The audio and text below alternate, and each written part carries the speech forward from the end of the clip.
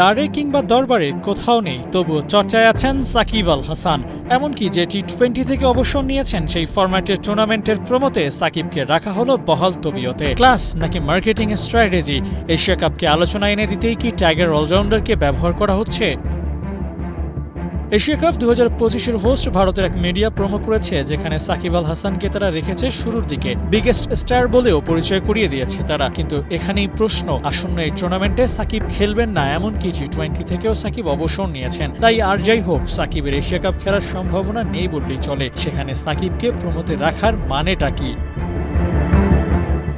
উত্তরটা সহজ, বাংলাদেশের মার্কেটটা ধরতে চায় ওরা, আর সেজন্য সাকিবের চেয়ে বড় বিজ্ঞাপন আর কি হতে পারে। বাংলাদেশের সবচেয়ে বড় তারকা, এমনকি এশিয়া কাপ কিংবা বিশ্বকাপের মতো বিগ ইভেন্টেও সাকিব নিজের সেরা সময় থেকেছেন on of the super performer হয়ে। তাকে প্রমোতে রাখলে আলোচনা হবে, আর তাতে পূর্ণতা পাবে এশিয়া কাপ 2025-এর প্রমো।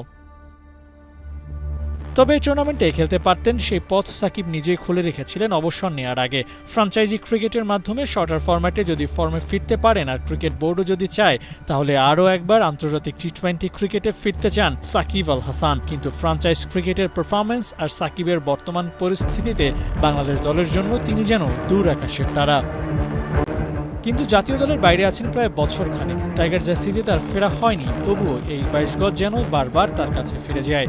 বাংলাদেশ দলের খারাপ কিংবা ভালো পারফরমেন্সেও তাকে নিয়ে আলোচনা হয়, আর ভিনদেশি ব্রডকাস্টাররাও তাকে নিয়ে প্রচারণা চালায়।